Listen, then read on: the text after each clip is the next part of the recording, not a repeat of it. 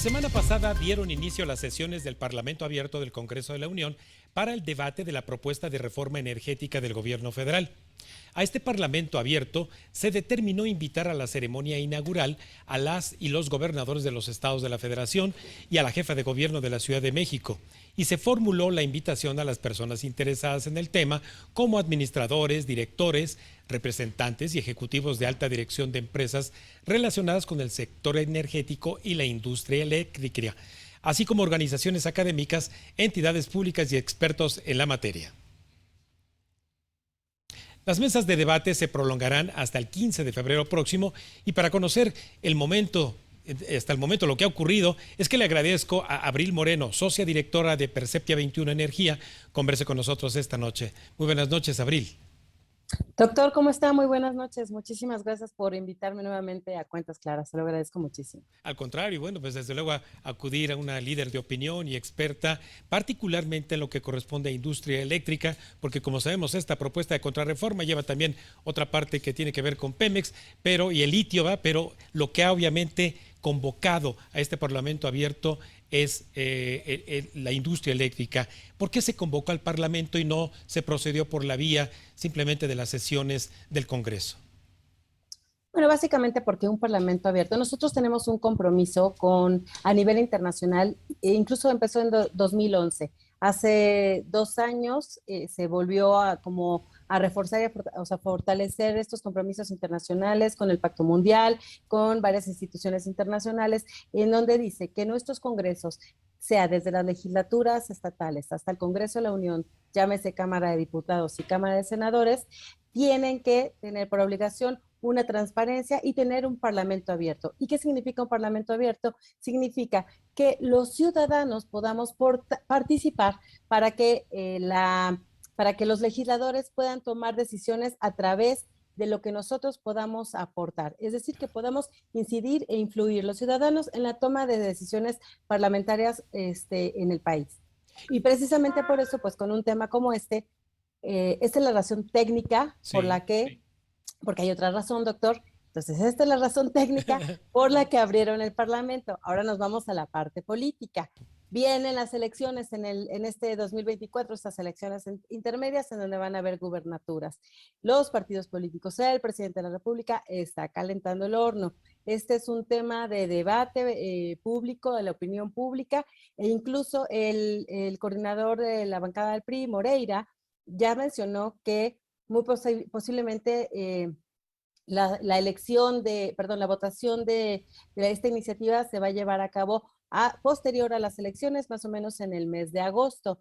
Entonces, esa también es la razón política de por qué abrirlo, ¿no? Sí. Para hacer más ruido en la opinión pública. Abril, esta introducción fue tan fantástica que hiciste, que es por qué esas razones se convoca al Parlamento, porque los ciudadanos requerimos de que organizaciones y otras empresas justamente lleven nuestra voz a ello. Por favor, haznos primero, si quieres, un balance de qué mentiras se han dicho y luego de qué verdades se han dicho, al menos en estos pocos días que lleva el Parlamento. Mire, desafortunadamente, doctor, sí, lo tengo que decir así. Sí. Justamente el Parlamento Abierto es para ciudadanos. La mayor parte de los que han participado por parte del gobierno federal no son ciudadanos, son funcionarios públicos, son representantes del Estado en un momento dado. Las propuestas, en realidad, ha tenido una falta de argumentación, de base técnica en términos generales. No me voy más lejos. El día de hoy, una persona que incluso yo desconocía, presentó una propuesta por parte del gobierno en donde lo único que hizo fue señalamientos hacia líderes de opinión, hacia organizaciones, hacia personas que hemos estado hablando y argumentando, porque yo estoy metida en esa lista, argumentando sobre, con base de datos, nosotros con argumentos, ella solamente, toda su presentación fueron señalamientos hacia estas organizaciones, hacia estas personas, estos analistas que estamos tratando de aclarar y allanar la información. Y esta es la falta de ética en un momento dado incluso, y de base técnica y científica. Ese es el nivel de debate que nos está poniendo el gobierno. La semana pasada hubo uno de los debates más importantes en donde estuvo el director de la CFE, Manuel Bartlett, junto con una persona técnica que salió de la Comisión Reguladora de Energía. Eleazar Castro. Y la verdad es que, ¿sabe qué terminó diciendo el director de la CFE? No lo entiendo. Y no lo entiende porque no tienen el conocimiento técnico suficiente para poder realmente hacer un debate técnico, que eso es lo que necesitamos, no un debate político, doctor. Necesitamos un debate técnico para que la gente pueda entender las bondades, los beneficios o los contras de esta iniciativa de reforma. Y así no ha sido. Entre justamente esa argumentación que tiene una fuerte carga política de quienes están a favor de esta contrarreforma, como acabas de mencionar, están los que quieren convencer a personas como nuestra audiencia de que tendremos un seguro, tendremos mayor seguridad en el abasto de energía, que tendremos mejores tarifas, que tendremos mayor competitividad. ¿Es así? No, le voy a contar. De hecho, hice una lista, si me permiten ahora sí leerla, porque creo que son Sí, por varias favor, adelante. las posturas que han tomado dentro de justamente el grupo de la CFE, del gobierno federal. Uno de los temas que ellos han hablado, por ejemplo, es si no hay reforma, si no hay esta reforma eléctrica, nos va a pasar lo mismo que España. ¿Qué es lo que le pasó a España? Pues las tarifas eléctricas están por los cielos, la gente no puede acceder, ha generado una vulnerabilidad eléctrica, energética en el país, porque la gente no la puede pagar. Pero, ¿cuál es la diferencia con México, doctor? La diferencia es que, por ejemplo, en España ellos no tienen suministro básico como nosotros y tampoco hacen subastas de largo plazo como nosotros a partir de la reforma del 2013 se hace.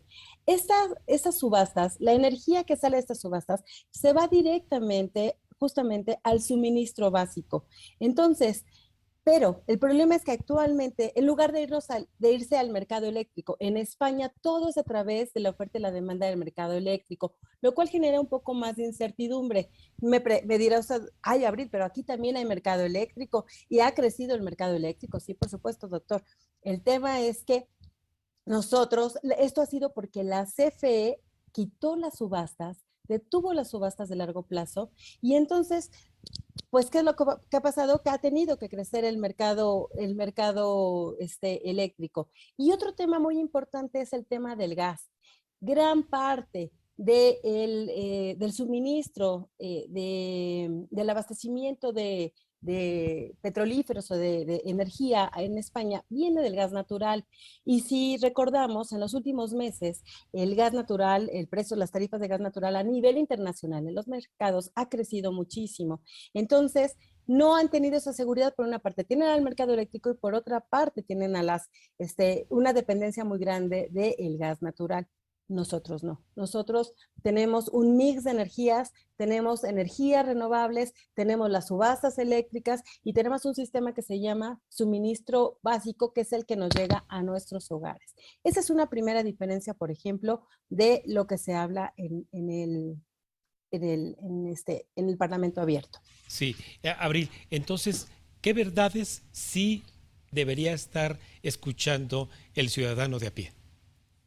Pues yo creo que las renovables no son tan caras, que no son, o sea, que se puede controlar la intermitencia porque hay sistemas, incluso el Centro Nacional, el CENAS, el Centro Nacional de Control de la Energía, puede saber previamente cuándo va a haber alguna falla, que incluso los sistemas térmicos, la infraestructura térmica de la CFE tiene más fallas que las renovables, que al hacer la participación de los privados, las tarifas de los privados actualmente, si vemos la matriz de la CRE, de la Comisión Reguladora de Energía, la matriz de cálculo, vemos que son aproximadamente de 4 a 5 veces más baja la tarifa de los privados que de la CFE. Y algo bien importante que es el suministro masivo, que sí le tengo que decir.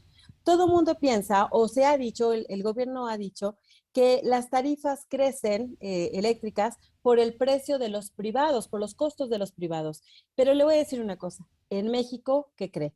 El 28 de diciembre del 2018, el presidente de la República le dijo al secretario de Hacienda que hiciera un decreto en donde indexó los precios de las tarifas eléctricas al índice nacional de precios. ¿Qué significa esto?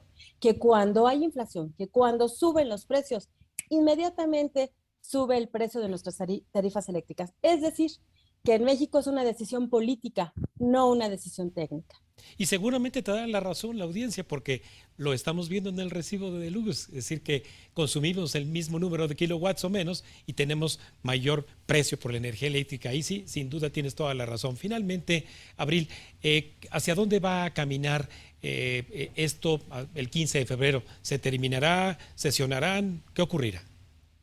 Sí, yo creo que vamos a seguir sesionando, que se va a seguir ambas posiciones, porque hay que tener esta libertad. Ambas posiciones van a seguir defendiendo sus puntos de vista. Ojalá la parte que está a favor de la iniciativa tenga un poco más de argumentación técnica para sostener lo que está diciendo, que le diga la verdad a la población.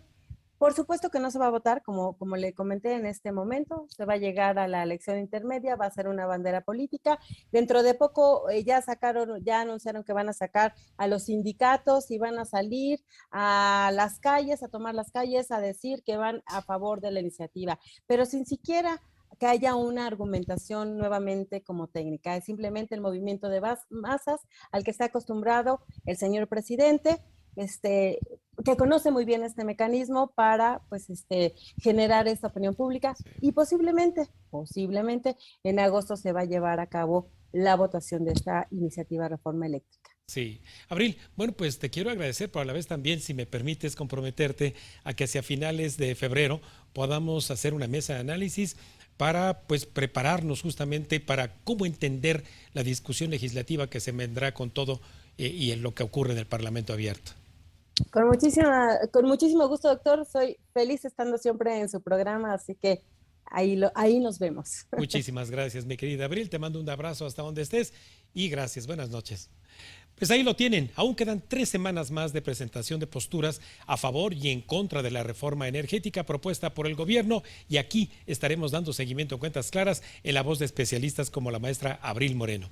Antes de ir un breve corte, les recuerdo nuestras redes sociales de la Agencia Mexiquense de Noticias para que nos siga en Facebook y en Twitter, @MX Noticias y @Raimundo Tenorio.